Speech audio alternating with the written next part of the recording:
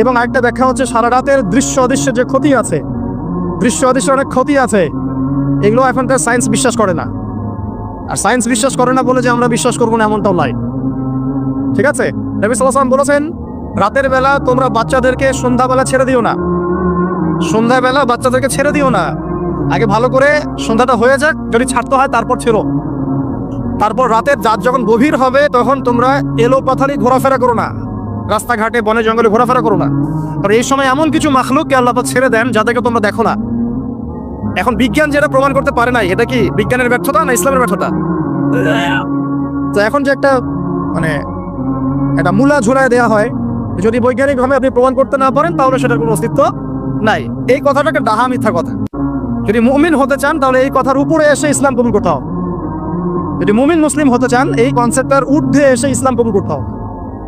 আল্লাহ রব্বুল আলামিন এবং তার রাসূল যা বলেছেন সেটাই চূড়ান্ত সত্য, সেটা আমরা প্রমাণ করতে পারি বা না পারি, এটাকে অন্ধভাবেই বিশ্বাস করতে হবে।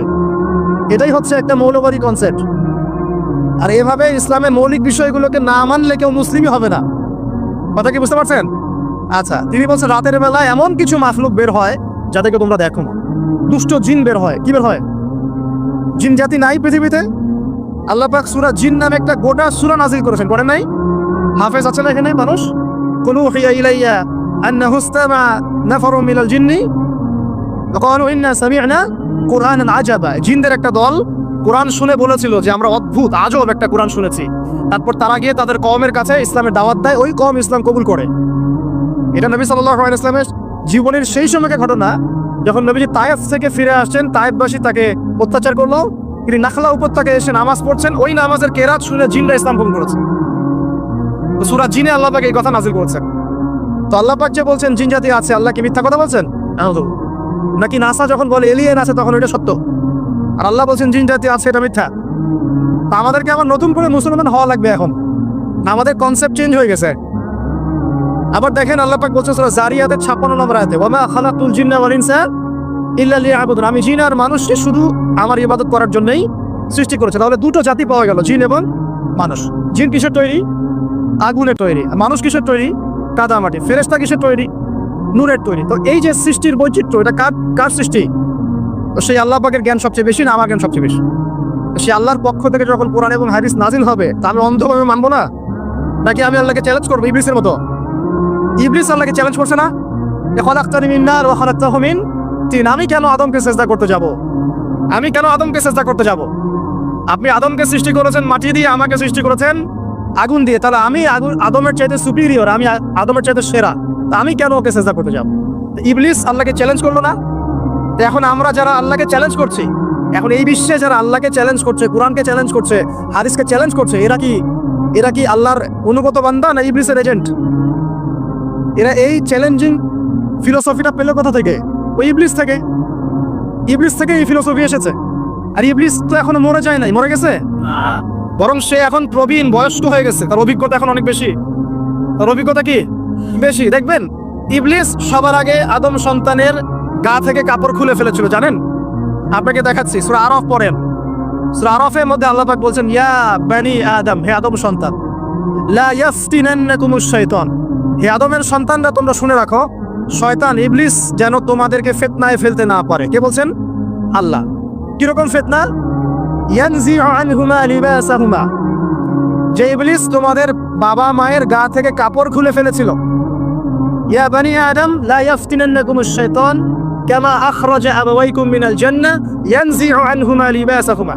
আল্লাহ পাক বলছেন, হে আদমের সন্তানরা তোমরা সতর্ক থেকো, ইবলিস যেন তোমাদেরকে ফিতনায় ফেলতে না পারে, যেমন করে সে তোমাদের বাবা এবং মাকে জান্নাত থেকে বের করে দিয়েছিল এবং তাদের গায়ের কাপড় খুলে ফেলেছে। কখন কাপড় খুলে গেছে জানেন? যখন ওই যে গাছের কাছে তারা চলে গেলেন, ওই যে এই গাছের কাছে যেও না, ওয়ালা তাকরাবা হাদিহিশ শাজারা, তোমরা এই গাছের কাছে যেও না। যখনই তারা গাছের কাছে গেলেন, ফল খেলেন, সাথে সাথে গায়ের কাপড় খুলে পড়ে গেছে। এর আগ পর্যন্ত দুজন জানতেন না কার লজ্জাস্থান কেমন। এই ঘটনার পর একে অপরের লজ্জাস্থান উন্মুক্ত হয়ে যায়। তারপর তারা জান্নাতের পাতাগুলো ছিঁড়ে ছিঁড়ে লজ্জাস্থান ঢাকতে লাগলেন। তাহলে ইবলিস আমাদের পিতামাতাকে প্রতারিত করে ধোকায় ফেলে গা থেকে কাপড় খুলে ফেলেছে না? কথা কি বুঝতে পারছেন? এটাই আল্লাহ পাক বলছেন, তোমাদের কাপড় যেন তারা খুলতে না পারে, তোমাদেরকে যেন হে আদম সন্তান ইবলিস ফিতনায় ফেলতে না পারে। তাহলে এখন আপনি বলেন, এই 20 শতাব্দীতে এসে, 21 শতাব্দীতে এসে যারা মুসলিমদের গা থেকে কাপড় খুলে ফেলতে চায়, এরা কার এজেন্ট? এরা কার এজেন্ডা বাস্তবায়ন করছে? প্রমাণ হিসেবে কি আমি নিজের মন গড়া কথা বললাম, না কোরআন থেকে দলিল দিলাম? কোন সূরা? সূরা আরাফ এর প্রথম 3টা পৃষ্ঠা পড়েন, ডিটেইলস লেখা আছে। আর আল্লাহ পাক বলেছেন ওয়ালাকাদ ইয়াসসারনাল কুরআনা লিযিকরি ফাহাল মিন মুদ্দাকির। কোরআনকে আমি বোঝার জন্য একদম সহজ করেছি, যে কেউ কোরআন বুঝতে পারবে ইনশাআল্লাহ। খালি পড়ে দেখো, ফাহাল মিন মুদ্দাকির, কেউ কি আছো কোরআন উপলব্ধি করবে? তো কোরআন বুঝতে হবে স্বচ্ছ মন নিয়ে। বিরোধিতা করার মন নিয়ে যদি কোরআন বুঝতে চান তাহলে আপনি বিভ্রান্ত হয়ে যাবেন। স্বচ্ছ মন নিয়ে, একটা কলবুল সালিম নিয়ে, আত্মসমর্পণের নিয়াতে আপনাকে কোরআন বুঝতে হবে। দেখবেন আল্লাহ আপনাকে হেদায়েত দিবেন ইনশাআল্লাহ। আল্লাহ পাক আমাদের সবাইকে কোরআন বোঝার তৌফিক দান করুন। তো যেটা বলছিলাম প্রিয় ভাইরা, রাতের বেলা এইসব প্রাণী বের হয়, নবী সাল্লাল্লাহু আলাইহি ওয়াসাল্লাম বলেছেন, অতএব আপনাদের বাচ্চা যারা আছে এদেরকে সন্ধ্যাবেলায় বাইরে ছেড়ে দিবেন না। এখন কিন্তু প্রচুর ঘটনা ঘটছে, প্রচুর জিনঘটিত ঘটনা ঘটছে, রুকিয়া করাতে হচ্ছে, জাদুটোনা করা হচ্ছে, বানটোনা করা হচ্ছে না? আর অনেক সময় আমরা মনে করি, এখন সায়েন্সের যুগ তো, মানুষ মনে করে এগুলোর কোনো ভিত্তি নাই মনে হয়। কোরআন বলছে জাদু সত্য। কে বলছে? কোরআন বলছে জাদু সত্য। কোন সূরা? সূরা বাকারা আয়াত নম্বর 101। সূরা বাকারা আয়াত নম্বর 101, 102 পড়ে দেখেন। ওয়াত্তাবিউ মা তাতলু শায়াতিন আলা মুলকি সুলাইমান, এই আয়াতটা পড়েন, বিশাল একটা আয়াত আছে। ওয়া মা কাফারা সুলাইমান ওয়ালাকিন্না আশ-শায়াতিনা কাফারু ইউআল্লিমুনা আন-নাসা সিহর। এই সিহর দিয়ে কি হতো? মা ইউফাররিকুনা বিহি বাইনাল মারই ওয়া যাওজি। সুলাইমান আলাইহিস সালামের সময় এই জাদুবিদ্যার প্রচলন ছড়িয়ে পড়ে। এই জাদু মানুষ শিখে কি করছিল? নারী পুরুষের মাঝখানে, স্বামী স্ত্রীর মাঝখানে বিভেদ সৃষ্টি করছে। এখন দেখেন না, পরিবারের স্বামী স্ত্রীর বন্ধন ভেঙে যায় না? খুব ভালো সম্পর্ক, হঠাৎ করে সম্পর্ক খারাপ, কেউ কাউকে দেখতে পারে না, এমন হচ্ছে না? এই জাদুবিদ্যা সত্য। এবং এখনকার অনেক ভণ্ড যে কবিরাজগুলো বের হয়েছে, এরা জিনকে তাবে করে নিয়ে এই জিনদের মধ্য দিয়ে মানুষের মধ্যে জাদু ছড়িয়ে দিয়েছে, এবং এর ফলশ্রুতিতে বহু পরিবার ধ্বংস হয়ে যাচ্ছে। এই জাদুবিদ্যা সত্য। আরো একটা জিনিস সত্য, নবী সাল্লাল্লাহু আলাইহি ওয়াসাল্লাম বলেছেন, ইন্না আইনাল হক, চোখের নজর সত্য। নবী করিম সাল্লাল্লাহু আলাইহি ওয়াসাল্লাম বলেছেন চোখের বদনজর সত্য। যে আমরা বলি ফেসবুকে এত বেশি ছবি দিয়েন না ভাই, ছবি তুলেন না, ছবি তুলেন না, বারবার যে বলে নিষেধ করি। কারণ কি জানেন? একটাই কারণ, বিকজ চোখ লাগাটা সত্য। মানুষের চোখ লাগে, এই কথা শুনলে অনেক মজুমদাররা হাসবে না?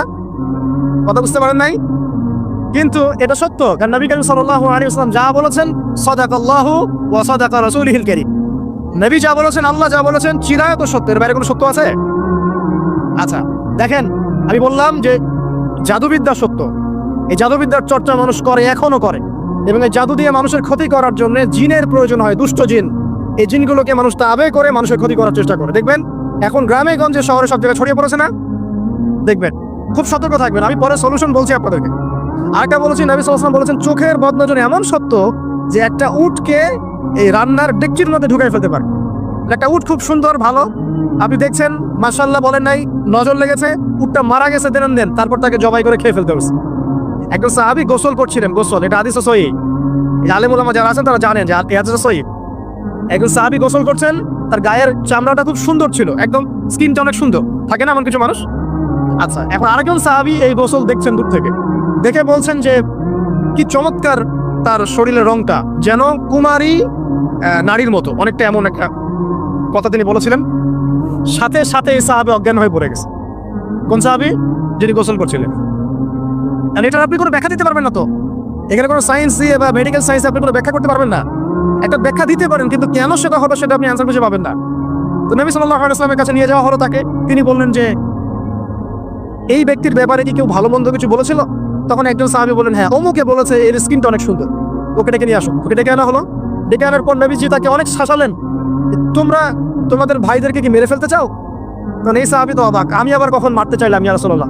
আমি তো মারতে চাই নাই, আমি তো খালি বলেছি যে তার গায়ের রংটা অনেক সুন্দর। তখন তিনি বললেন, কেন তুমি সুবহানাল্লাহ বললে না? কেন তুমি মাশাআল্লাহ বললে না? যখন মাশাআল্লাহ বলবেন, সুবহানাল্লাহ বলবেন, নজরটা লাগবে না। আর যখন আপনি মাশাআল্লাহ বলবেন না, সুবহানাল্লাহ বলবেন না, দেখবেন নজর লেগে গেছে। আপনি বিশ্বাস করেন ব্যবসা খুব ভালো চলছে, মানুষ বললো যে বাহ, তোর তো ব্যবসা হেভি, লালে লাল শাহজালাল, ঠিক আছে, দেখবেন আপনার কেনা বেচা বন্ধ হয়ে গেছে। এরকম হবে, আমার কথাটা বিশ্বাস করেন। এটা কিন্তু সায়েন্স প্রমাণ করতে পারবেন, আল্লাহ এবং তার রাসূল বলেছেন, তার উপরে কোনো সত্য নেই। আছে সূরা কাহফ 29 নম্বর আয়াত পড়ে দেখেন, আল্লাহ পাক বলেন, ওয়াকুল হাক্কু মির রাব্বিকুম, সত্য সেটাই যা তোমার রবের পক্ষ থেকে আসে। ফামান শাআ ফালইউমিন, যার ইচ্ছা হয় বিশ্বাস করুক, ওয়ামান শাআ ফালইয়াকফুর, যার ইচ্ছা হয় সে অস্বীকার করুক। এই কারণে আমরা বলি ফেসবুকে এত বেশি ছবি দেওয়া, এই আই ওয়াশ করা, এই যে শোডাউন করা, হ্যাঁ, ইসলামের কিছু কাজ করলেন একদম মানুষকে না দেখাইতে পারলে ঘুম হচ্ছে না, এগুলো বন্ধ করেন, এগুলো বন্ধ করে দেন আল্লাহর ওয়াস্তে। অফলাইনে কাজ করেন, নিজেকে গোপন করার চেষ্টা করেন। যত বেশি মানুষের কাছে নিজেকে এক্সপোজ করবেন, কাজের বরকত কমে যাবে, কাজের বরকত কমে যাবে, চোখ লাগবে, নজর লাগবে। এবং চোখ লাগায় বদ নজরে বহু আলেম আস্তে আস্তে মাঠ থেকে মাইনাস হয়ে গেছে না, যায় নাই? এখন কি আলেমদের সংখ্যা বেশি না কম? যত দিন যাবে আলেমের সংখ্যা আরো কমে যাবে। নবীজি বলেছেন আলেমদের সংখ্যা কমতে থাকবে, মানুষ জাহেলদেরকে আলেম বানিয়ে নিন। তো প্রিয় ভাইরা, জাদুবিদ্যা সত্য, চোখের বদনজর সত্য, রাতের এই অনিষ্টগুলো সত্য, রাতের বেলা অনেক ক্ষতি আছে। এই জন্য নবীজি বলছেন বাচ্চাদেরকে বাইরে বের করো না, এবং তোমরাও রাত যখন গভীর হবে তখন এদিক ওদিক ঘোরাফেরা করো না। দেখবেন রাত যত গভীর হয় আমাদের শহরগুলো তত জীবিত হয়, তাই না? তাই না? রাত যত গভীর হচ্ছে শহর তত জীবিত হয়। চায়ের দোকান আড্ডা বেশি, ওই সিনেমা দেখছে, টিভি দেখছে, ক্যারাম খেলছে, লুডো খেলছে, ঘুম নাই। ঘুম কখন? ফজরের আগে আগে। ফজরের নামাজ কিন্তু নাই, ফজরের ঠিক আগে আগে আবার ওই যে জোহরের নামাজের সময় উঠতেছে। এখন আমাকে বলেন, এরকম জেনারেশনকে দিয়ে কি আসলে ইসলামের কোনো খেদমত হবে? না। আচ্ছা, নবীজি রাতের বেলা আর্লি ঘুমাতেন। আল্লাহ পাক আমাদের সবাইকে তাড়াতাড়ি ঘুমানোর তৌফিক দান করুন। হ্যাঁ, আপনি ইলম চর্চা করলে রাত জেগে থাকতে পারেন, আপনি যদি জ্ঞান চর্চা করেন রাত জাগতে পারেন, আপনি কোনো গবেষণা করছেন, নামাজ পড়ছেন বা কোরআন হিফজ করছেন, আপনি রাতের আর্লি উঠবেন, এটা আলাদা বিষয়। কমন ভাবে আমাদের এই যে ফেসবুক, ইউটিউবিং ইত্যাদিতে আমরা লিপ্ত থাকি, সারা রাতটা কাটে আড্ডাবাজি করে, এগুলো বন্ধ করতে হবে। এগুলো বন্ধ না করলে ফিজিক্যালি আমরা মানে সুস্বাস্থ্যের অধিকারী হতে পারবো না। সারা দিনটা আমাদের একটা কি বলবো অলসতার ভাবে যাবে, এবং দিনের বেলা কাজগুলো ব্যাহত হবে। এতে করে আমাদের উম্মার এই পুরো বড় যে তরুণ প্রজন্ম আছে, এদেরকে আপনি সম্পদে পরিণত করতে পারবেন না। তাই এই সিস্টেমটা চেঞ্জ করা দরকার। নবীজি রাতের বেলা এই সূরা বাকারার শেষ 3টা আয়াত তেলাওয়াত করতেন। আমরা করবো ইনশাআল্লাহ। আরেকটা আমল বলে দেই, নবী করিম সাল্লাল্লাহু আলাইহি ওয়াসাল্লাম রাতের বেলা সূরা মুলক তেলাওয়াত করতেন। কোন সূরা? এটা কোন সূরা? তাবারাকাল্লাযী বিয়াদিহি। কয়টা আয়াত আছে? 30টা আয়াত আছে। নবীজি বলেছেন সাল্লাল্লাহু আলাইহি ওয়াসাল্লাম, এই সূরা আপনাকে কবরের আযাব থেকে বাঁচাবে ইনশাআল্লাহ। কবরের আযাব থেকে তো ভাই বাঁচা খুব সহজ নাকি? আমাদের মধ্যে এমন কেউ নাই, শোনেন, আমাদের মধ্যে এমন কেউ নাই, আলেম জালেম, মুফতি মুহাদ্দিস, রাজনৈতিক নেতা, পলিটিশিয়ান, বিরোধী দল, জাতি, তারপরে যে সরকার দল যে আছে না কেন, কবরের শাস্তি ফেস করবেন এমন একটা মানুষ নাই, কেউ নাই পৃথিবীতে। এই যে আপনি দেখছেন ওই যে কি ইসরায়েলের প্রধানমন্ত্রী, ওই রাশিয়ার প্রধানমন্ত্রী, ও চায়নার সভ্যতা, পশ্চিমা সভ্যতা, এমন কেউ নাই পৃথিবীতে এখন যাকে কবরের শাস্তি ভোগ করতে হবে না। আছে? সবচেয়ে লঘু শাস্তি, লঘু চাপ, এটা বলতে গেলে আসলে আমি ভাষা হারাই ফেলি। তারপরে বলছি আল্লাহ পাক আমাদের সবাইকে হেফাজত করুন, আমিন। একজন সাহাবীর নাম সাদ বিন মুয়াজ। কি নাম? নবী করিম সাল্লাল্লাহু আলাইহি ওয়াসাল্লামের সাথে একদম ডান হাত হয়ে যুদ্ধ করেছেন দীর্ঘদিন। বদর তিনি বীর সেনা, উহুদের বীর সেনা, ঠিক আছে। খন্দকের যুদ্ধেও বীর বিক্রমে যুদ্ধ করেছেন। তিনি আনসার সাহাবী, একদম মদিনার নেতা সাহাবী। সব সাহাবী কিন্তু একরকম নন, কেউ ছিলেন নেতৃস্থানীয় সাহাবী, তিনি ছিলেন একজন নেতৃস্থানীয় সাহাবী, ঠিক আছে। সাদ বিন মুয়াজ, নবী করিম সাল্লাল্লাহু আলাইহি ওয়াসাল্লাম এত ভালোবাসতেন তাকে, এত ভালোবাসতেন যে তাকে নিজের মনে করতেন, যে সাদ বিন মুয়াজ আনসাররা আমার নিজের। চারটাখানি কথা। এই সাহাবীর খন্দকের যুদ্ধে যে হাতের এই দিকে, সম্ভবত হাতের এই রগের মধ্যে একটা তীর এসে লাগে এইখানে, এবং তীরটা তিনি বের করতে গিয়ে রক্তটা ছিঁড়ে যায়। এরপর ফিনকি দিয়ে রক্ত বের হওয়া শুরু হয়। চিকিৎসা করে করে রক্ত বন্ধ করা যায় নাই, এবং এই রক্তে প্রবাহিত রক্তেই আল্লাহর ইচ্ছায় তিনি শাহাদাত বরণ করেন, তিনি ইন্তেকাল করেন। নবী করিম সাল্লাল্লাহু আলাইহি ওয়াসাল্লাম প্রচন্ড ব্যথিত হন, মানে মনটা তার খুব নরম হয়ে যায় সাদ বিন মুয়াজ রাদিয়াল্লাহু আনহুর জন্য। তো এই সাহাবীর যখন জানাজার নামাজ পড়ানো হচ্ছে, নবীজি বলছেন 70,000 ফেরেশতা তার নামাজে অংশ নিয়েছে। এই সাহাবীকে যখন কবরে শোয়ানো হয়েছে, নবী করিম সাল্লাল্লাহু আলাইহি ওয়াসাল্লাম পরে জানিয়েছেন, কবরের যে মৃদু চাপ, সাদ বিন মুয়াজ রাদিয়াল্লাহু আনহুর কবরেও সেই মৃদু চাপ দেওয়া হয়েছে।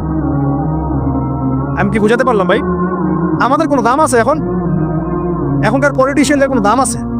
এখনকার সমাজ নেতার কোনো দাম আছে? এখনকার সুদখোরদের কোনো দাম আছে? এই ঘুষখোর দুর্নীতিবাজদের কোনো দাম আছে? আমরা যারা কাঠমোল্লা হয়ে আছি, আমাদের কোনো দাম আছে? সাদ বিন মুয়াজ রাদিয়াল্লাহু আনহু না ছাড়ে, প্রশ্নোত্তর পর্ব তাকে না ছাড়ে, আমরা পার পাবো? নবী করিম সাল্লাল্লাহু আলাইহি ওয়াসাল্লাম বলছেন, সূরা মুলক তেলাওয়াত করো রাতের বেলা, ইনশাআল্লাহ সূরা মুলকের তেলাওয়াত কবরের আযাব থেকে তোমাকে বাঁচাবে। আর আমাদের তো ভাই কবরে সবাই সাথে যাবে না, গার্লফ্রেন্ড যাবে না, বাপ মা ভাই বোন সবাই যাবে না। একজন ব্যক্তি সুদ খাচ্ছে, জিজ্ঞাসা করে দেখেন কেন খায়, বলবে তার সন্তানের জন্য খায়, তার বউয়ের জন্য খায়, তার বাবা মাকে দেখতে হবে তাই খায়, তাই না? একজন ব্যক্তি ঘুষ খায়, বলবে আমার পরিবারের জন্য খাই। একজন দুর্নীতি করছে, পুকুর চুরি করছে, বলবে দুর্নীতি করছে আমার পরিবারের জন্য খাই, পরিবার ভালো থাকবে। সবার একই এক্সকিউজ, যে পরিবার যেন ভালো থাকে, আমার সন্তানরা যেন ভালো থাকে, আগামী প্রজন্মের জন্য কিছু রেখে যেতে পারি, তাই না? এরকম একটা মানুষও কি আপনার সাথে কবরে যাবে? আর এই বোকা মানুষ কেন বোঝে না যে আপনার কবরে আপনাকেই যেতে হবে? তাহলে আপনি কি কারণে, অন্যের কারণে নিজের পরকাল নষ্ট করছেন? অন্যের সুখের জন্য আপনি আপনার পরকাল নষ্ট করছেন। সুদ খাচ্ছেন, দিব্যি মায়ের সাথে জানা করছেন। আপনাদের এলাকায় নাকি সুদের সমস্যা অনেক বেশি। কয়েকটা হাদিস বলে দেই, আমি ওদেরকে আক্রমণ করতে আসিনি, আমি শুধু তাদেরকে 3টে হাদিস শোনাতে এসেছি। 1 নম্বর হাদিস শোনেন, আল্লাহর নবী মুহাম্মদ সাল্লাল্লাহু আলাইহি ওয়াসাল্লাম বলেছেন, সুদের পাপের 73টা শাখা আছে। কয়টা? কোন হাদিসে 70টাও আছে, কোন হাদিসে 73টা আছে। বলছেন যে সবচেয়ে নিচের শাখাটা হচ্ছে, সুদের পাপের সবচেয়ে নিচের শাখা হচ্ছে যে যেন কোনো ব্যক্তি তার মাকে রেপ করলো, তার মাকে ধর্ষণ। 1 দিরহাম যে ব্যক্তি সুদ খায়, সহিহ বুখারীতে আরেকটা হাদিস এসেছে, সে যেন 36টা মেয়েকে ধর্ষণ করলো। আর আমি একটা কথা বানাই বলছি না, যদি বিশ্বাস না হয়, কবি মাদ্রাসা আছে, আলেম ওলামা আছে, গিয়ে বুখারী খুলতে বলেন, পড়তে বলেন। তাহলে একবার পড়তে বলেন, দেখেন যদি না থাকে তাহলে আমাকে এর সাথে থাপ্পড় দিয়ে দেয়। না থাকে হাদিস এটা, তাহলে আমার গালে একটা থাপ্পড় দিয়ে যায়। আর যদি থাকে তাহলে আল্লাহর রাসূল সুদ খাওয়া ছেড়ে দেন। কোনটা করবেন? চ্যালেঞ্জ করবেন? নবীজি বলেছেন, 1টা দিরহাম যে ব্যক্তি সুদ খায়, দিরহাম মানে কি? রৌপ্য মুদ্রা। এটা এখন দেখতে পারবেন না, জাদুঘরে আছে। এখন দেখবেন সব বিকাশ, রকেট, ইলেকট্রনিক মানি। এখন দেখবেন কাগজের মানি সব। এক সময় ছিল দিরহাম, কি ছিল? ওই যে বিখ্যাত একজন খলিফা ছিলেন হারুনুর রশিদ, নাম শুনেছেন? বলা হয় যে হারুনুর রশিদ আব্বাসীয় খলিফাতের সময় ছিলেন উনি। বলা হয় যে উনি প্রতিদিন 1000 দিরহাম মানুষকে দান করতেন, আর দৈনিক 100 রাকাত নফল নামাজ পড়তেন। ওই যে দিরহাম মানে একটা রৌপ্য মুদ্রা। তো 1 দিরহাম যে ব্যক্তি সুদ খায়, বলা হচ্ছে যে সে ব্যক্তি যেন 36টা মেয়েকে ধর্ষণ করলো, বা 36 বার জেনা করলো। আরেকটা হাদিসে এসেছে, এটা কোরআনেও আছে, হাদিসে তো আছেই, কোরআনেও আছে। কি সেটা? আল্লাহ পাক বলছেন, ইয়া আইয়ুহাল্লাযীনা আমানু, হে মুমিনগণ, ইত্তাকুল্লাহ, তোমরা আল্লাহকে ভয় করো। ওয়া যারু মা বাকিয়া মিনা রিবা, সুদের অবশিষ্ট যে টাকা পয়সাগুলো আছে, চক্রবৃদ্ধি হারে যে সুদ খাচ্ছ, ছেড়ে দাও। কারণ ওয়াইল লাম তাফআলু, যদি তোমরা এটা না করো, তাহলে ফাযারু বিহারবি মিনাল্লাহি ওয়া রাসূলি, তাহলে আল্লাহ এবং তার রাসূলের সাথে যুদ্ধের ঘোষণা শোনে না। এই যে সুদের ব্যাপারে সবচেয়ে উঁচু শাখাটা হচ্ছে এটা। সবচেয়ে উঁচু শাখা হচ্ছে যে ব্যক্তি সুদ খাচ্ছে, যে দিচ্ছে, যে লিখে রাখছে এবং যে সাক্ষী থাকছে, 4 জনকে নবীজি বলেছেন সমান পাপী। হচ্ছে নবীজি বলছেন নিসাউন, এক শ্রেণীর মহিলা আসবে, আমি দেখি নাই। মানে ওই যুগে ছিল না, আইয়ামে জাহেলিয়াতের বর্বর যুগেও এরকম মেয়ে ছিল না। তার মানে বুঝতে পারছেন, আইয়ামে জাহেলিয়াতের যে যুগটাকে এখন বর্বর বলে না, বর্বর, সেকেলেও, মধ্যযুগীয়, এইসব কথা বলে না, ওই যুগেও এই মানুষগুলো ছিল না। নবীজি বলছেন আমি দেখিনি, লাম বারাহুমা, আমি ওদেরকে দেখি নাই। তারা কারা? নিসাউন, এক শ্রেণীর মহিলা, কাসিয়াতুন আরিয়া, যারা কাপড় করবে বাট নগ্ন থাকবে, কাপড় করবে কিন্তু নগ্ন থাকবে। মুমিলাত নাইলাত, নিজেও মানুষকে আকৃষ্ট করবে, আবার নিজে আকৃষ্টও হবে। লা ইয়াজিদনা রিহাল জান্নাহ, তারপর একটা কি জানি, তারা জান্নাতে, লা ইয়াদখুলনাল জান্নাতা ওয়া লা ইয়াজিদনা রিহাহা, তারা জান্নাতে যাবেও না, জান্নাতের গন্ধও পাবে না। বাবা, এখন দেখেন, একটু ভেবে দেখেন যে আমার ঘরে কি সেরকম মেয়ে আছে কিনা, আমার ঘরে সেরকম বোন আছে কিনা, আমার ঘরে তেমন ওয়াইফ আছে কিনা। এখন যদি আপনি আল্লাহ এবং তার রাসূলকে সর্বোচ্চ অগ্রাধিকার দেন, আল্লাহর রাস্তায় ওদেরকে ঠান্ডা মাথায় বোঝানোর চেষ্টা করেন, বোঝান তারা, তাদের ফাংশনটা কি, দুনিয়াতে ওদের ফাংশন কি, দুনিয়াতে মেয়েদের ফাংশনটা কি, একটা পরিবারে একটা মেয়ের ফাংশন কি, স্বামী স্ত্রীর সম্পর্কের মধ্যে মেয়ের ভূমিকা কি, স্ত্রীর ভূমিকা কি, এগুলোকে বুঝা। তবে হ্যাঁ, এক শ্রেণীকে আপনি বুঝিয়ে কুল পাবেন না। তারা কারা সেটাও হাদিসে এসেছে, শেষ জামানার হাদিস এটাও আছে। দাজ্জালের শেষ অনুসারী হবে এক শ্রেণীর মেয়ে, যাদেরকে তাদের মুমিন পিতা, ভাই এবং স্বামী পরিবারের মধ্যে পর্দায় রাখতে পারবে না। তারা বাঁধন ছিঁড়ে বেরিয়ে চলে যাবে, তারা অনেক আগেই চলে গেছে। তার মানে দাজ্জাল আসার সময়ের ব্যাপার মাত্র। আর যে দেশে আসবে সেই দেশটা এখন অনেক শক্তিশালী, যেদিক দিয়ে বের হবে ওইদিকে এখন দেখেন আবার ইরানের মধ্যে কি চলছে, সবকিছুই রেডি, এখন সব সময়ের ব্যাপার। আসেন শেষ করে দেই, অনেক লম্বা না করি, 10 মিনিট সময় নিচ্ছি। যে না, আমারও তো একটা ভাই ব্যাপার আছে না, বিনা হাতিয়াতে এত লম্বা আলোচনা হইব না, ফ্রি সার্ভিস চলবে না। আচ্ছা আসেন শেষ করি। আমরা কোথায় ছিলাম? তাতে পরিস্থিতি বোঝেন, পরিস্থিতি বুঝলে আমাদের করণীয় বের হয়ে আসবে। করণীয় আমি অনেকদিন বলেছি, জ্ঞান অর্জনের কোনো বিকল্প নাই, জ্ঞান অনুযায়ী আমলের কোনো বিকল্প নাই, আদর্শ পরিবার গড়ার কোনো বিকল্প নাই, পরিবারে মেয়েদেরকে পর্দায় রাখার কোনো বিকল্প আছে? নাই। এমনকি আমাদের ছোট ছোট ছেলে মেয়ে যারা এখন জন্ম নিয়েছে, এদেরকেও ছোটবেলা থেকেই ইসলামের অনুশাসন দিতে হবে, না হলে বড় হয়ে বিগড়ে যাবে। এরা বিগড়াবে না, চতুর্দিকে ফিতনা, তো বিগড়ে যাবেই। হালাল রিজিকের কোনো বিকল্প নাই। দিনের জ্ঞান অর্জন করে দিনই মানুষদের সাথে থাকার কোনো বিকল্প নাই। একা একা থাকতে যাবেন না। দিনের বুঝ আছে এমন মানুষের সাথে থাকবেন, একসাথে থাকবেন, যেখানেই থাকেন, যে নামেই হোক একসাথে থাকেন, যে নামেই হোক। ইসলামে তো অনেক দলাদলি আছে না? আচ্ছা হোক, এটা নিয়ে এখন কথা বলার দরকার নাই। যে কোনো ব্যানারেই হোক থাকেন, অ্যাটলিস্ট আপনি ভালো মানুষদের সাথে থাকেন, এটা ভালো হবে ইনশাআল্লাহ। আল্লাহ চাইতে দেখবেন সবার মাঝে একসময় ঐক্য দিয়ে দিতে পারেন, আল্লাহ পারেন না? আর যারা ইন্টেনশনালি উম্মার ঐক্যের বিরোধী, এদেরকে আল্লাহ পাক ধ্বংস করে দিবেন ইনশাআল্লাহ, সমস্যা। কারণ আল্লাহ বলে দেখেন আছেন, যদি সব দেখেন ইনশাআল্লাহ। আর হচ্ছে আপনার জ্ঞানটাকে ইসলামের কল্যাণে কাজে লাগান, আপনার সম্পদ, আপনার জানমাল, এটাকে ইসলামের কল্যাণে কাজে লাগান, দিনের প্রচার প্রসার করতে থাকেন। আক্রমণাত্মক হবেন না, শৈথিলতাবাদী হবেন না, চরমপন্থী হবেন না, আবার এই যে গোলালু মার্কাও হবেন। গোলালু কি মানে সব তরকারিতেই চলে। যখন দেখবে যে একটা বিষয় আসছে, আস্তে করে পাশ করে এমন একটা বিষয় নিয়ে কথা বলা শুরু করবে যেটার সাথে এখনকার বিষয় কোনো সম্পর্ক নেই। দেখবেন যে পুরো বিশ্বে একটা বিষয় চলছে, দেশ একটা বিষয় নিয়ে গরম, তখন দেখবেন কথা হচ্ছে মেয়েরা নেল পালিশ দিতে পারবে কিনা। আরে শ্বশুরের মার্কা ইসলাম নিয়ে চলার দরকার নেই। যখন যেটা সামনে আসবে এটা ফেস করতে হবে, এবং সেটা চরম পন্থায় না, আক্রমণাত্মক ভাবে না, মানুষকে হিকমার সাথে, নসিহতের সাথে, ঠান্ডা মাথায় যুক্তি প্রমাণ দিয়ে বুঝাতে হবে। এরপর যারা বুঝবে আলহামদুলিল্লাহ, যারা বুঝবে না এদের দায়িত্ব কারো হাতে? আল্লাহর হাতে। আল্লাহ পাক হয় গজবে শেষ করবেন, না হলে আল্লাহ পাক চাইলে দায়িত্ব দিতে পারে, এটা আল্লাহ পাকের ইখতিয়ার। তো আসেন ভাই, এই আমলগুলোর সাথে আর কয়েকটা আমল বলে দেই। সেটা হলো রাতের বেলা অবশ্যই সূরা কাফিরুন একবার পড়বেন। কোন সূরা? এই সূরা যে ব্যক্তি একবার করে পড়বে প্রত্যেক রাতে, আল্লাহ পাক তাকে শিরকের পাপ থেকে বাঁচাবে। কোন পাপ? শিরকের পাপ। আর শিরকের পাপ সবচেয়ে মারাত্মক। যার আমল নামায় শিরকের পাপ আছে, এই আমল নামা জান্নাতে যাচ্ছে না, এটা স্পষ্ট কথা। সূরা নিসার মধ্যেও আছে, অন্য অনেক জায়গাতে আছে। আল্লাহ পাক সব গুনাহ মাফ করতে পারেন, শিরকের গুনাহ মাফ করবা। তওবা করলে পড়লে আল্লাহ পাক মাফ। তওবা করে আবার ইসলামের দিকে আসতে হবে। আল্লাহ পাক তৌফিক এনায়েত করুন, আমিন। শিরকের পাপ থেকে বেঁচে থাকেন। আর শিরক সম্পর্কে জানার জন্য কিতাব তাওহীদ একটা বই আছে, এটা পড়ুন। রাত কিতাব তাওহীদ। তারপরে রাতের বেলা 33 বার সুবহানাল্লাহ পড়বেন, 33 বার আলহামদুলিল্লাহ পড়বেন, আর 34 বার আল্লাহু আকবার পড়বেন। ঠিক আছে? এরপরে আপনি রাতে আর্লি ঘুমিয়ে যান। যতটুকু সময় ঘুমিয়ে থাকবেন, এই সময়টুকু ইনশাআল্লাহ আপনার আমল নামায় ইবাদত বলে গণ্য হবে ইনশাআল্লাহ। যদি দেখেন রাতে এবার দুঃস্বপ্ন দেখছেন, দুঃস্বপ্ন যদি দেখেন, তাহলে বাম দিকে 3 বার থুতু ফেলবেন। এভাবে আউযু বিল্লাহি মিনাশ শাইতানির রাজিম, এভাবে 3 বার থুতু ফেলবেন। মানে কারো গায়ে থুতু দিবেন না, থুতু ফেলার ভান করবেন। তারপরে পাশ পরিবর্তন করে ঘুমাবেন। ঠিক আছে? দুঃস্বপ্ন মানুষ দেখতে পারে, আর দুঃস্বপ্ন শয়তানের পক্ষ থেকে দেখানো হয়। আর যদি আপনি পবিত্র অবস্থায় ওযু করে ঘুমান, আমলগুলো করে ঘুমান, দরুদ শরীফ পড়তে পড়তে ঘুমিয়ে যান, বা আল্লাহুম্মা বিসমিকা আমুতু ওয়া আহইয়া পড়ে আল্লাহ জিকির করতে করতে ঘুমিয়ে যান, আপনি আল্লাহর হুকুমে সত্য স্বপ্নও দেখতে পারেন। এটাও হাদিসে আছে, সত্য স্বপ্ন বলে একটা বিষয় আছে। যদি সত্য স্বপ্ন দেখেন, ভালো স্বপ্ন যেটা আপনার মনের মধ্যে আনন্দ দিচ্ছে, তাহলে আপনি প্রিয় কোনো মানুষকে বলবেন, আপনার মা, আপনার স্ত্রী, বা আপনার কাছের কেউ। ঠিক আছে? আর দুঃস্বপ্ন দেখলে কাউকে বলতে যাবেন না। দুঃস্বপ্ন দেখলে কাউকে বলতে যাবেন না। যদি দুঃস্বপ্ন দেখেন, উঠে 2 রাকাত নফল নামাজ পড়ে আল্লাহর কাছে দোয়া করবেন, আল্লাহ এই স্বপ্ন আমি দেখেছি, এর অনিষ্ট থেকে আল্লাহ তুমি আমাকে বাঁচাও। প্রয়োজন একটু সাদাকা করবেন। আর দান সদকা তো এখন মানুষ কমিয়ে দিয়েছে নাকি? মানুষ সমিতিতে টাকা ঢালতে প্রস্তুত, আল্লাহর পথে দান করতে চায় না। তো এদের সম্পদে কোনো বরকত হবে না ইনশাআল্লাহ। যত বেশি আল্লাহর পথে দান করবেন, সম্পদ বাড়বে ইনশাআল্লাহ। তো এখন কিছু মানুষ বলবে যে ধর্ম ব্যবসা শুরু করলো মনে হয়। হ্যাঁ, এটা তো ধর্ম ব্যবসায়ী। তারপর সমস্যা কি? ধর্মের মধ্যেই তো ব্যবসা আছে। ব্যবসা করলে ধর্মকেন্দ্রিকই করতে হবে। ব্যবসা যদি কেউ করতে চায়, তাকে ধর্ম মেনেই করতে হবে। অমুসলিম হলে সে আলাদা বিষয়। কোনো মুসলমান যদি ব্যবসা করতে চায়, তাকে ধর্ম মেনেই ব্যবসা করতে হবে।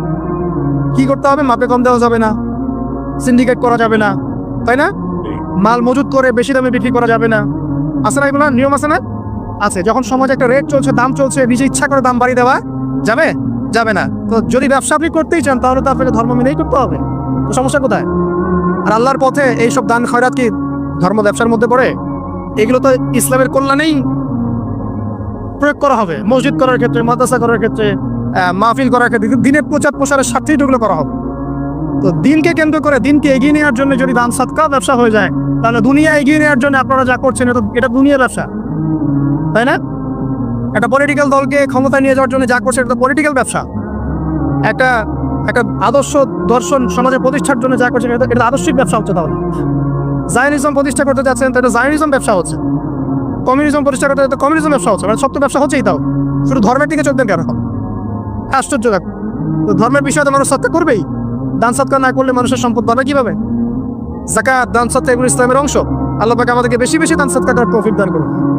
তারপরে চলে আসেন এইভাবে রাতে আমলগুলো গুছিয়ে শেষ রাত্রে ওঠার চেষ্টা করে। আমি যে বললাম রাতটাকে এনজয় করার জন্য আল্লাহ পাক বলেছেন, একদম শেষ রাত্রে আল্লাহ পাক ওঠা তৌফিক সবাইকে দান করুন, আমাকে আপনাদের সবাইকে দান করুন। শেষ রাত বলতে কোনটা? রাতকে 3 ভাগে ভাগ করতে হবে। কয় ভাগে? একদম শেষের অংশ, মনে করেন যে 1টা থেকে 4টা বা 5টা বা 1:30 থেকে 5টা, এই যে সব অংশটা আছে না, এটা হচ্ছে শেষের অংশ। এই অংশটা এত বেশি মূল্যবান।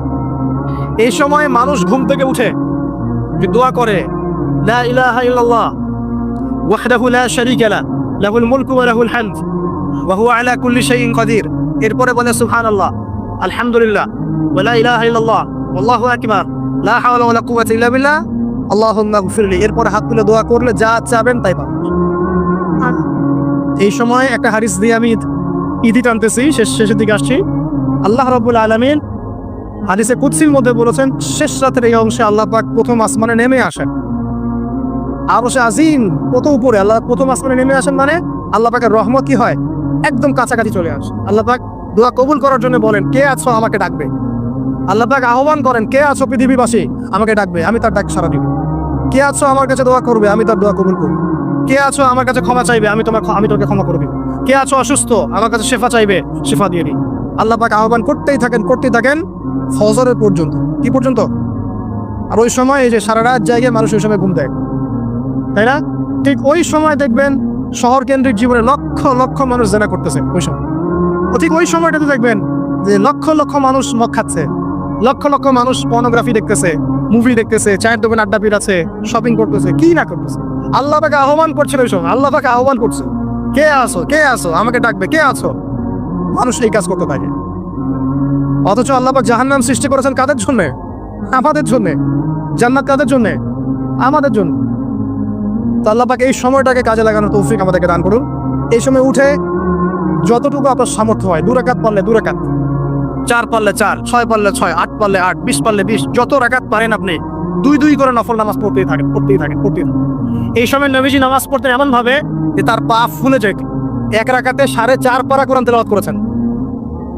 আমাদের তো এত ক্ষমতা নেই, আছে? আচ্ছা নেই। সূরা ইখলাসটাই পড়েন, একবার না পড়ে 10 বার পড়েন, 20 বার পড়েন, পড়া যাবে না? 1 রাকাতে 12 বার সূরা পড়া যাবে না? যাবে। একটা আয়াতও বারবার পড়া যাবে না? আপনি রাকাতটাকে লম্বা করেন, রুকুকে লম্বা করেন, সিজদাকে লম্বা করেন, যত দোয়া আছে এই সিজদার মধ্যে ঢেলে দিব। এই ডিজিটাল নামাজ বাদ দেন। ডিজিটাল নামাজ কি মানে?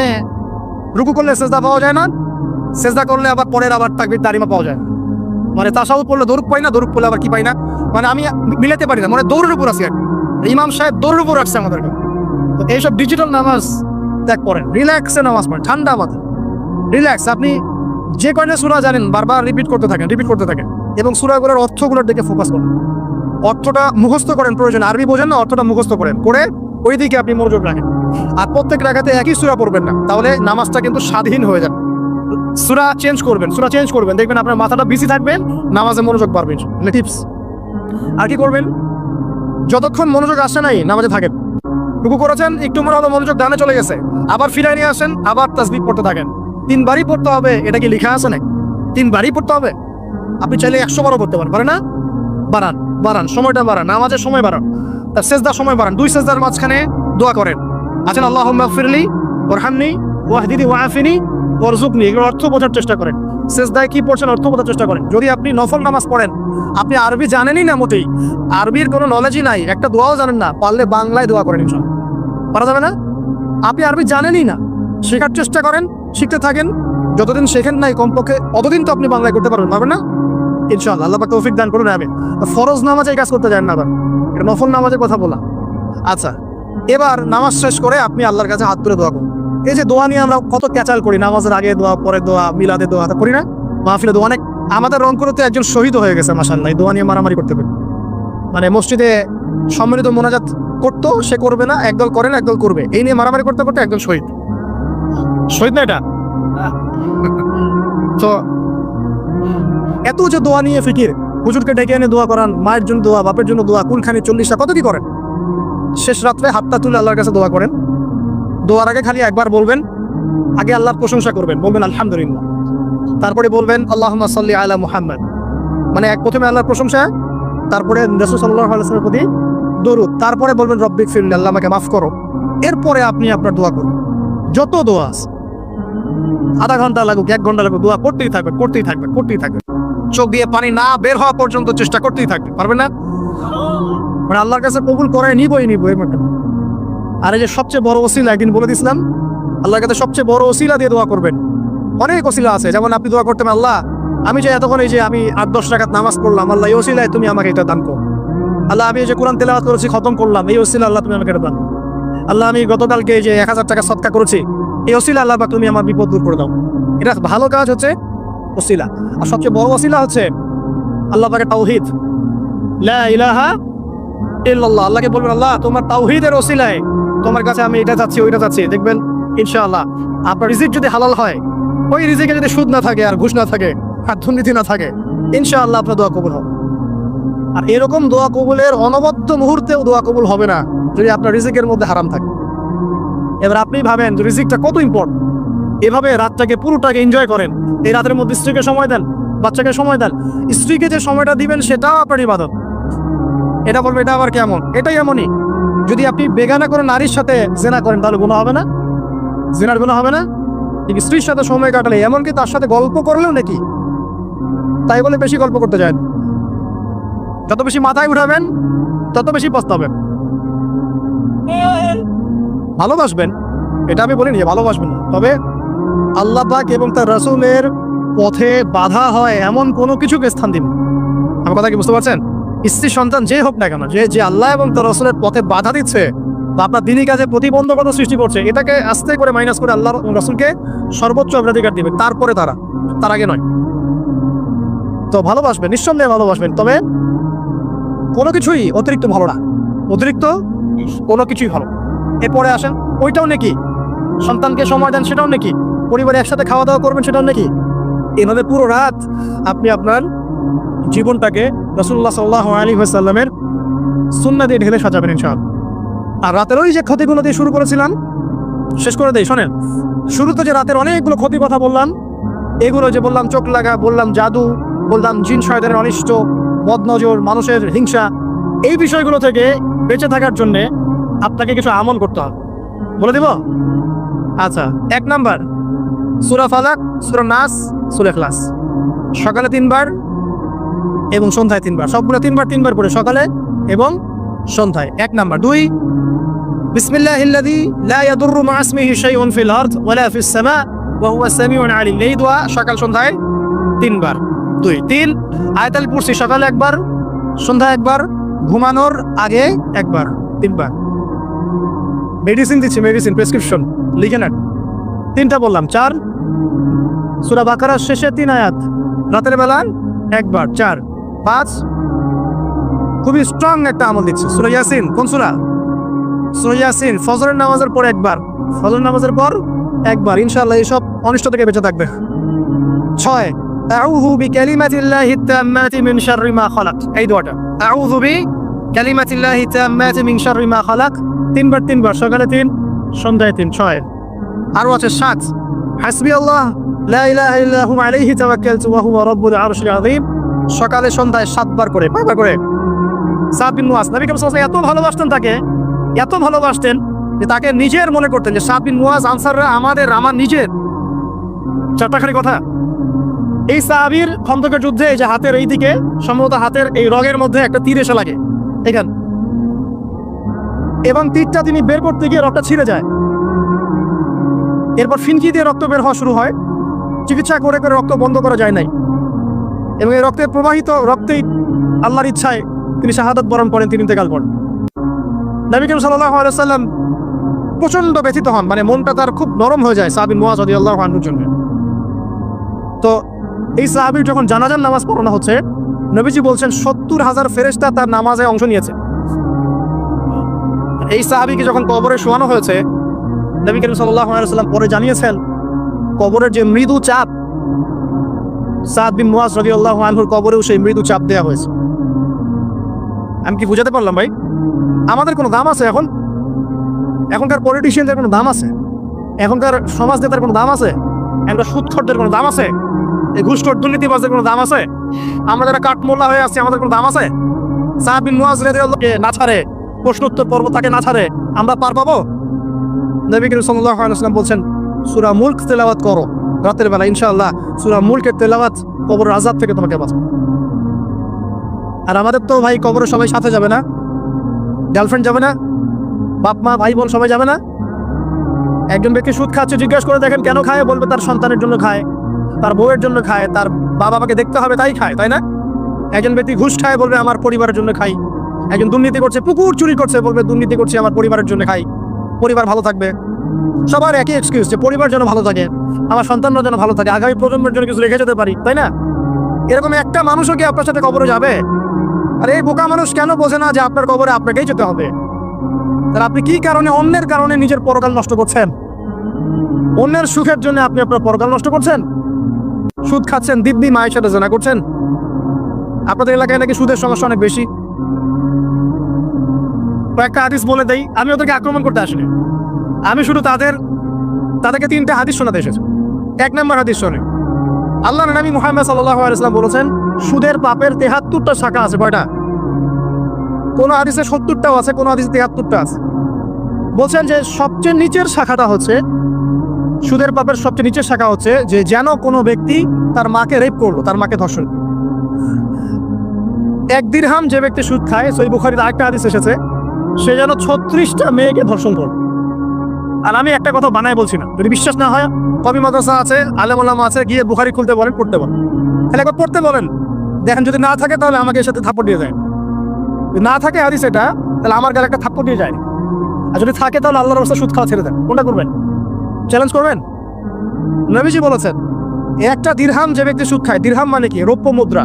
এটা এখন দেখতে পারবেন না, জাদুঘরে আছে। এখন দেখবেন সব বিকাশ, রকেট, ইলেকট্রনিক মানি। এখন দেখবেন কাগজের মানি সব। এক সময় ছিল দিরহাম। কি ছিল? ওই যে বিখ্যাত একজন খলিফা ছিলেন হারুনুর রশিদ, নাম শুনেছেন? বলা হয় যে হারুনুর রশিদ আব্বাসীয় খলিফাদের সময় ছিলেন উনি। বলা হয় যে উনি প্রতিদিন 1000 দিরহাম মানুষকে দান করতেন, আর দৈনিক 100 রাকাত নফল নামাজ পড়তেন। ওই যে দিরহাম মানে একটা রৌপ্য মুদ্রা। তো 1 দিরহাম যে ব্যক্তি সুদ খায়, বলা হচ্ছে যে সে ব্যক্তি যেন 36টা মেয়েকে ধর্ষণ করলো বা 36 বার জেনা করলো। আরেকটা হাদিস এসেছে, এটা কোরআনেও আছে, হাদিসে তো আছে, কোরআনেও আছে। কি সেটা?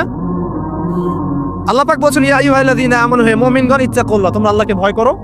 ওয়া যারু মা বাকিয়া মিনা রিবা, সুদের অবশিষ্ট যে টাকা পয়সাগুলো আছে, চক্রবৃদ্ধি হারে যে সুদ খাচ্ছ, ছেড়ে দাও। কারণ ওয়া ইল্লাম তাফআলু, যদি তোমরা এটা না করো তাহলে ফাআযানু বিহারবিন মিনাল্লাহি ওয়া রাসূল, তাহলে আল্লাহ এবং তার রাসূলের সাথে যুদ্ধের ঘোষণা শুনে না।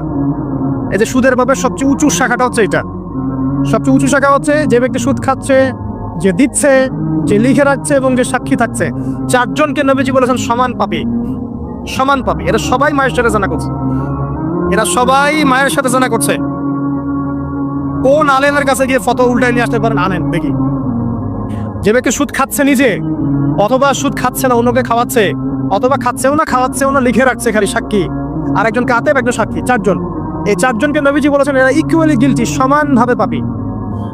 সমান পাপী মানে এরা সর্বোচ্চ লেভেলে পাপ করছে, আল্লাহ এবং তার রাসূলের সাথে যুদ্ধ করছে। আর সর্বনিম্ন পাপ হচ্ছে এরা মায়ের সাথে জেনা করছে। এবং প্রতি দিরহামে এরা 36 বার করে ধর্ষণের পাপ লেখা হচ্ছে। এখন আমি বলি, একটা ব্যক্তি যদি আপনাদের এলাকায় পাওয়া যায়, একজন ব্যক্তি বা একজন ছেলে হোক আর মেয়ে হোক, একটা ব্যক্তি পাওয়া যায় যে ব্যক্তি নিয়মিত জেনা করে, আপনি তাকে কিভাবে ট্রিট করবেন? আপনি কি তাকে সম্মান করবেন? তাকে সালাম দিবেন? তার বাসায় গিয়ে খাবেন? সে যদি আপনাকে দাওয়াত করে খাওয়ায়, খাবেন? একটা মেয়ে যদি একবার জেনা করে, আপনি তার সাথে এরকম করবেন? আর আপনি প্রতিদিন সুদ খাচ্ছেন, প্রতিদিন জেনা করছেন, কিন্তু আপনার কোনো ফিলিংস নাই কেন? আমি সেটা বলি, ফিলিংস নাই কেন সেটা আমি বলছি আপনাকে। ফিলিংস নাই কারণে যে আপনার এই দেহটার ভিতরে একটা আত্মা আছে, রূহ আছে না? কলব বলে একটা কথা আছে না? এই কলবটা আপনার মরে গেছে, জীবিত নাই। আপনার দেহের মধ্যে কোনো কলব নাই, বা কলব থাকলেও সেটা মুর্দা, এটা জিন্দা না। এটা জিন্দা হবে কোথায়? আল্লাহওয়ালা মানুষের কাছে যান, গিয়ে দেখবেন তিনি আপনাকে মৌতের কথা স্মরণ করাবে, কোরআন ধরাই দিবে, জিকির ধরাই দিবে, নামাজ ধরাই দিবে। আস্তে আস্তে দেখবেন আপনার কলবটা আবার জিন্দা হবে ইনশাআল্লাহ। এই মৃত কলব নিয়ে আপনাকে নসিহত করে আমারও কোনো লাভ নাই। আমি যে নসিহত করছি আসলে কোনো লাভ নাই, কারণ আপনার কলবটা মৃত। আগে কলবটা জিন্দা করতে হবে। কলব জিন্দা হবে 2টা কাজ, মাত্র 2টা কাজ। 1, বেশি বেশি কোরআন তেলাওয়াত করা যাবে ইনশাআল্লাহ। আল্লাহ আমাকে তৌফিক দেখ, আপনাদেরকে তৌফিক দেখ। আরেকটা হচ্ছে 2, বেশি বেশি আল্লাহর জিকির, বেশি বেশি আল্লাহর জিকির, চলতে ফিরতে সুবহানাল্লাহ, আলহামদুলিল্লাহ, আল্লাহু আকবার, লা ইলাহা ইল্লাল্লাহ, লা হাওলা ওয়ালা কুওয়াতা ইল্লা বিল্লাহ, হাসবুনাল্লাহু ওয়া নি'মাল ওয়াকিল, মানে চলতে ফিরতে, আস্তাগফিরুল্লাহ ওয়া আতুবু ইলাইহি। ঠিক আছে, যত জিকির জানেন চলতে ফিরতে করতে থাকেন, কলব জিন্দা হবে ইনশাআল্লাহ। কলব জিন্দা না হলে নসিহত ঢুকে না ভিতরে। এই যে আপনি একটা কথা শুনছেন, আপনি নসিহত গ্রহণ করছেন, আরেক ভাই শুনছে গ্রহণ করছে না, কারণ কি জানেন? আপনার কলবটা জিন্দা, তার কলবটা মুর্দা, এতটুকু বল। হ্যাঁ, কোরআন সুন্নাহ সবার কাছে আছে না, তো সবাই তো পরে হেদায়েত পাচ্ছে না, পাচ্ছে না, কিছু মানুষ পাচ্ছে, কিছু মানুষ পাচ্ছে না। কারণ কি? কারণ এক, তার মনের মধ্যে অনেস্টি নাই, সততা নাই। 2 হচ্ছে তার কলবটা মুর্দা। যদি কলবটা জিন্দা হতো এবং মনের মধ্যে সততা থাকতো, আল্লাহ পাক তাকে হেদায়েত দিতেন। শোনেন, বহু মানুষ আগে মাদকাসক্ত ছিল, পরে হেদায়েত পেয়েছে, হয় নাই? আগে চুরি ডাকাতি করতো, হেদায়েত পেয়েছে, হয় নাই? আগে গান বাজনা করতো, হেদায়েত হয়েছে, হয়নি? অনেকে খেলাধুলা করতো, হেদায়েত হয়েছে, হয় নাই? হেদায়েত হয় কখন জানেন? যখন আল্লাহ পাক কারো অন্তরের মধ্যে অনেস্টি বা সততা দেখেন, তখন আল্লাহ পাক সেখানে হেদায়েত জেলে দেন। এটা আপনার মনের মধ্যে সততা থাকে, আল্লাহ পাক আপনাকে হেদায়েত দিবেন। তো সৎ হন, আল্লাহ পাক সৎ হওয়ার তৌফিক দান করুন, আমিন।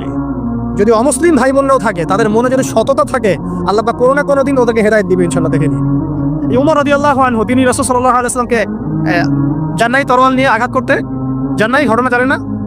তিনি কিন্তু সৎ মনের মানুষ ছিলেন, হয় ডানে যাবো নাহলে বামে, মাঝামাঝি এসবের মধ্যে আমি নাই, হয় মানবো নাহলে মানবো না। ঠিক আছে, উনি সৎ ছিল, সৎ মনের অন্তর ছিল, একটা সৎ অন্তর। কেউ জুলুম করেছে, উনি জালেমের পক্ষ নিতেন না, মাজলুমের পক্ষ নিতেন, একদম সরাসরি, ডানে বামে দেখার সময় নেই। সততা ছিল তার মনের মধ্যে, আল্লাহ পাক হেদায়েত দিয়ে দেখেন দ্বিতীয় খলিফা বানিয়ে দিয়েছেন, আলহামদুলিল্লাহ। আর অবশ্যই নবী সাল্লাল্লাহু আলাইহি ওয়াসাল্লামের দোয়া এখানে ছিল, তিনি দোয়া করেছিলেন, আল্লাহ 2 জনের মধ্যে একজনকে হেদায়েত দিও। কে? হয় আবু জাহাল ইবনে হিশাম, না হলে ওমর ইবনে খাত্তাব। আল্লাহ পাক ওমর রাদিয়াল্লাহু আনহুকে কবুল করেছেন, আলহামদুলিল্লাহ। এখনো যদি আল্লাহ পাক কারো মনের মধ্যে সততা দেখেন, ইনশাআল্লাহ তাআলা আল্লাহ পাক আপনাকে হেদায়েত দিবেন। আপনি নামাজ পড়ছেন না, মনটা অনেস্ট আপনার, কারো ক্ষতি করছেন না, কারো ক্ষতির মধ্যে আপনি নাই, কারো সম্পদ লুট করছেন না, ইচ্ছা করে কারো ক্ষতি করার চেষ্টা করছেন না, কাউকে বিপদে ফেলার চেষ্টা করছেন না, আপনি সৎ আছেন মনের দিক থেকে, আল্লাহ চাইলে আপনাকে নামাজি বানাই দিবেন ইনশাআল্লাহ, বানাই দিবেন ইনশাআল্লাহ একদিন না একদিন, কারণ আপনার মনের মধ্যে সততা আছে। একজন ব্যক্তি মিউজিক করছে মনে করেন, কিন্তু কোনো মাদকে নাই, জাস্ট মনের তৃপ্তির জন্য করছে, আল্লাহকে বিশ্বাস করে, আল্লাহর সাথে সে ইবলিসের মতো আচরণ করে না, আল্লাহ চাইলে তাকে একদিন হেদায়েত দিতে পারেন ইনশাআল্লাহ। একজন মাদক খাচ্ছে, মনে করেন সে মাদক খাচ্ছে মনের কষ্টে, হতাশা, চাকরি বাকরি পায় না, পরিবার থেকে চাপ, গার্লফ্রেন্ড ছেড়ে চলে গেছে, এখন মদ খাওয়া শুরু করছে। ও মনে করছে এখানে গেলে শান্তি পাবে, কিন্তু আল্লাহ বলে একজন আছে, সে বিশ্বাস করে, নামাজ মানে, কোরআন মানে, কেবলা মানে, নবীকেও মানে, কিন্তু সে জানে একটা পাপ করছে, তার মনটা সৎ, আল্লাহ চাইলে ওই ব্যক্তিকে তওবা সুযোগ দিতে পারেন ইনশাআল্লাহ। কাকে দিবেন না জানেন? এই যে এখনকার বুদ্ধি বিক্রেতাগুলোকে নাও দিতে পারে। কথা বুঝতে পারেন নাই? যারা জানে যে কোরআন সত্য, যারা জানে যে হাদিস সত্য, যারা জানে ইসলামী চূড়ান্ত ধর্ম, যারা জানে সত্য মিথ্যার চূড়ান্ত মানদণ্ড আল্লাহর ওহী, তারপরেও দুনিয়ার স্বার্থে, পলিটিক্যাল স্বার্থে, সমাজের স্বার্থে সে ইসলামের বিরোধিতা করছে, আল্লাহ পাক এদেরকে হেদায়েত দিবেন না। এত সহজ না, মনটা সৎ হতে হয় আগে। যারা জানে যে কোরআন সুন্নাহ একদম সত্য, চিরায়ত সত্য, তারপরেও এর বিরোধিতা করছে, আল্লাহ পাক আবা ওয়াস্তাকবার, এদেরকে হেদায়েত দেন। আল্লাহ পাক বলেছেন কোরআনে যে সবাইকে আমি হেদায়েত দিব না, সবাইকে দিব না, বরং বেশিরভাগকেই দিব না। কলিলুম মিন ইবাদিয়াশ শাকুর, আমার শুকরগুজার বান্দা হবে খুবই অল্প, খুবই অল্প। আবার এই উম্মতের মধ্যে আবার 73 দল, তার মধ্যে এক দল জান্নাতে যাচ্ছে, তাই না? মান আলাইহি ওয়া আসহাবি, আমি যার উপরে আছি, আমার সাহাবীরা যার উপরে আছে। আল্লাহ পাক আমাদের সবাইকে একটা সৎ হৃদয়ে লালন করার তৌফিক দান করুন।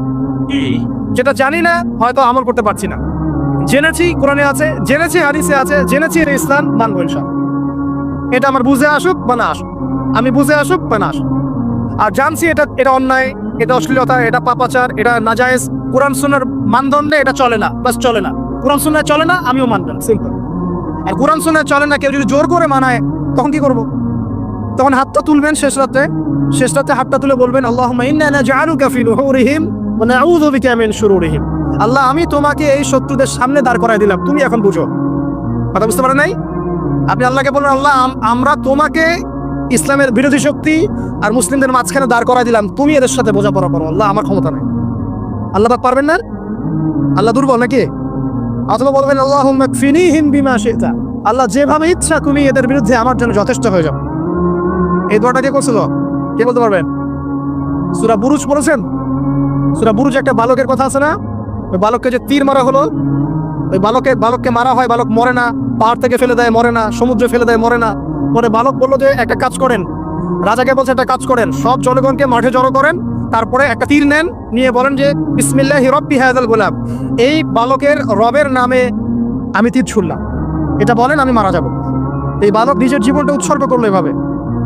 তখন ওই স্বৈরাচারী শাসক সে কি করলো, ওই তীরটা বের করে বলছে বিসমিল্লাহি রব্বি হাযাল গোলাম বলে তীর ছুড়লো, বালকটা মারা গেল, বালকটা শহীদ হয়ে গেল। এবং এই দৃশ্য দেখে সমস্ত এলাকার মানুষ বুঝলো যে আসলে এই রাজা আল্লাহ নয়, এর উপরে একজন আল্লাহ আছে যার নামে তীর ছুড়লে সে মুসলিম। তখন এই সবগুলো লোক মুসলিম হয়ে যায়। তারপর ওই রাজা কি করেছে, এই সবাইকে আগুনে ফেলে দিয়েছে। পড়ে দেখেন, তাফসীর ইবনে কাসির পড়েন, জালালাইল পড়েন, এই যে মারিফুল কোরআন পড়েন, মারিফুল কোরআন এই ভাষায় মারিফুল কোরআন পড়েন, ওখানে দেখেন সবাইকে আগুনে ফেলে দিয়েছে। শেষমেশ একজন মা আর তার কোলে একটা বাচ্চা। তো মা এখন লাফ দিতে ভয় পাচ্ছে, বাচ্চা আছে কোলে। ঠিক সেই মুহূর্তে ওই বাচ্চা কথা বলে উঠেছে। সে বাচ্চা বলেছে, হে আম্মা তুমি লাফ দাও, ভয় পেও না, যে আগুন তুমি দেখছো এর নিচে জান্নাত আছে। ইতিহাসে 3 জন শিশু কথা বলেছে, দুগ্ধপোষ্য শিশু, তার মধ্যে এই বাচ্চাটা একজন। আরেকজন কে বলতে পারবেন? ঈসা ইবনে মারইয়াম, তিনি কথা বলেছেন না? কথা বলেছেন। তো আল্লাহ পাক চাইলে এটা করতে পারেন না? এমন বিজ্ঞান বলবে যে একটা বাচ্চা কথা বলতে পারে, 2 মাসের বাচ্চা? তার মানে আল্লাহ ভুল, বিজ্ঞান সত্য? না বিজ্ঞান ভুল, আল্লাহ সত্য? কোনটা? আপনাদের আকীদা ঠিক করেন। এক কথা, কোরআন সুন্নায় যা আছে এর বাইরে সত্যের কোনো উৎস নাই। আছে? নাই। দ্বিতীয় কথা হচ্ছে, হ্যাঁ কোরআন সুন্নাহর সাথে যাই মিলে যাক না কেন, যে কোনো দর্শন, যে কোনো মতবাদ, যে কোনো থিওরি, যে কোনো স্কুল অফ থট মানতে কোনো আপত্তি আছে? নাই। আর কোরআন সুন্নাহর সাথে যা মিলবে না মানবো না। আর মানবো না বললে কি আমরা আক্রমণ করতে যাব? না। আমরা কি করব? আমরা আমাদের মতবাদটা প্রচার করব। ধর্মে কি বাড়াবাড়ি আছে? জোর করে মুসলিম বানাতে হবে না। আমি ইসলামের দাওয়াতটাকে যুগোপযোগীভাবে বিজ্ঞান দিয়ে, দর্শন দিয়ে, দলিল প্রমাণ দিয়ে মানুষের সামনে উপস্থাপন করব। যারা গ্রহণ করার করবে, যারা করার না করার করবে না। লাকুম দীনুকুম ওয়ালিয়া দিন, তোমাদের দিন তোমাদের, আমার দিন আমাদের। আল্লাহ নবীকে আল্লাহ পাক বলেছেন ফাযাক্কির ইন্নামা আনতা মুযাক্কির, তুমি উপদেশ দাও, তুমি শুধুমাত্র উপদেশদাতা। লাস্তা আলাইহিম বিমুসাইতির, তুমি কারো প্রতি দারোগা নও। জোর করে চাপিয়ে দিতে হবে না, ইসলাম দিতে হবে না। আল্লাহ পাক আমাদের সবাইকে পরিপূর্ণ ইসলাম পালন করার তৌফিক দান করুন, আমিন। অনেক গভীরে চলে আসছি, আসেন আবার রাতে চলে আসি। রাত কিভাবে মানে এনজয় করতে হয়, রাতটা কিভাবে এনজয় করতে হয়, এটাই আমাদের আজকের লেকচারের টপিক। মানে আমরা কিন্তু জীবনটাকে অনেক বোর মনে করছি না? এই যে ব্যবসা বাণিজ্য, চাকরি বাকরি, বিবি বাচ্চা, পরিবার, অনেক যন্ত্রণা নাকি, অনেক সমস্যা, না? কিন্তু আল্লাহ পাক ইসলাম দিয়েছেন কিন্তু জীবনটা উপভোগ করার জন্য। কি জন্যে? উপভোগ করার জন্য। আমরা কি ভাবতাম আল্লাহ পাক ইসলাম আসলে কি জন্য দিলেন মানব জাতির? উত্তর হচ্ছে 3টা। 1, ইহকালীন সাফল্য, 1। 2, পরকালের মুক্তি, আর 3 হচ্ছে আপনার জীবনটাকে উপভোগ করার জন্য।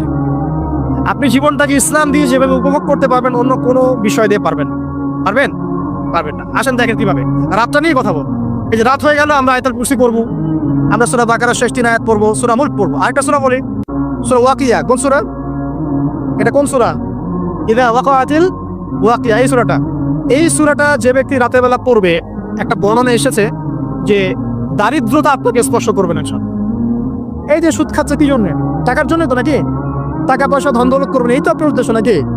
এই জন্যই তো মায়ের সাথে জানা করছেন, তাই তো? আল্লাহ বলছেন সূরা ওয়াকিয়া পড়েন, আপনার দারিদ্রতা দূর হয়ে যাবে। বিশ্বাস হচ্ছে না? রিজিক কার হাতে? না, রিজিক তো আমাদের হাতে। এটা মানুষ বিশ্বাস করে না। আসলে এটা মুখে বলে, মানুষ মুখে বলে রিজিক আল্লাহর হাতে। মানুষ যদি বিশ্বাস করতো রিজিক আল্লাহর হাতে, তাহলে মানুষ কেমন করে সুদ খাবে? ও মনে করছে রিজিক আমার হাতে, আমি যদি খাই সুদ তাহলে আমি গেইন করবো, যদি না খাই তাহলে আমি দারিদ্রতায় ভুগবো নাকি? যদি আমি ঘুষ নেই তাহলে আমার উন্নতি হবে অর্থনৈতিক, যদি না নেই তাহলে আমি মরে যাবো, না খেয়ে মরে যাবো। যদি আমি দুর্নীতি করি তাহলে আমি বাঁচবো, আমার সন্তানরা ভালো থাকবে, যদি না করি আমি দারিদ্রতায় মরে যাবো, তাই তো? এই কনসেপ্ট ছাড়া কেউ এগুলো কাজ এমনি করতে পারে নাকি? নিঃসন্দেহে আমরা মনে করি যে রিজিকের মালিক আমরা, আল্লাহ নয়। শুধু মুখের মধ্যে বলি যে রিজিকের মালিক আল্লাহ। রিজিকের মালিক যদি আল্লাহ হতো তাহলে আমি হালাল পথে থাকতাম এবং তাওয়াক্কুল করতাম যে আল্লাহ আমাকে যা রিজিক দিয়েছেন তা তো আসবেই, আসবে না? আসবেই। আপনাকে যদি আল্লাহ পাক, কি বলবো, এটা কোন জেলা? লালমনিরহাটের 100 একর জায়গায় যত ধান হয়, এতগুলো ধান যদি আপনার আমলনামায় লেখা থাকে, মানে আপনার আমলনামা যে রিজিকে, তাকদিরে আপনার তাকদিরে যদি লেখা থাকে যে আপনি 100 একর জমির ধান খাবেন তারপর মরবেন, আছে না লেখা? আচ্ছা, একটা দানা কম বেশি হবে? আপনি যদি আল্লাহর প্রতি তাওয়াক্কুলি করেন তাহলে আপনি আল্লাহর পথে থাকবেন, বিশ্বাস করবেন যে আল্লাহ পাক যেটা লিখে রাখছে আমার তাকদিরে রিজিক, এর একটা দানা রেখেও আমি পৃথিবী থেকে যাব না, তখন আপনার অন্য কোথাও যাওয়ার কোনো কারণ নাই। আর যখন আপনি বিশ্বাস করবেন না, না এটা আমার হাতে, আমি যত পরিশ্রম করব তত রিজিক বাড়বে, আমি যত ঘুষ নিব তত বাড়বে, যত সুদ খাবো তত বাড়বে, যত দুর্নীতি করবো তত বাড়বে, তখন তো রিজিকের এই পুরো দায়িত্বটা আল্লাহ পাক আপনার হাতে ছেড়ে দিবেন। আল্লাহ পাক আপনাকে কোনো বারাকা দিবেন না। ইয়ানহাকুল্লাহু রিবা ওয়া ইউরবিস সাদাকা, সদকা করলে সম্পদ বৃদ্ধি পায়, আর রিবার মধ্য দিয়ে সম্পদ ধ্বংস হয়ে যায়, একদম মাটিতে মিশে যায়। কিভাবে ধ্বংস হয় সেটা এখন আলোচনা করার সুযোগ নাই, সময় নাই। আমি ইনশাল্লাহ আরেকদিন শুধু রিবা নিয়ে আলাদা আলোচনা করবো। এটা সমাজের নিচু লেভেল থেকে উঁচু পর্যন্ত দরিদ্র মানুষদেরকে আরো দরিদ্র করবে আর ধনীদেরকে আরো ধনী করবে।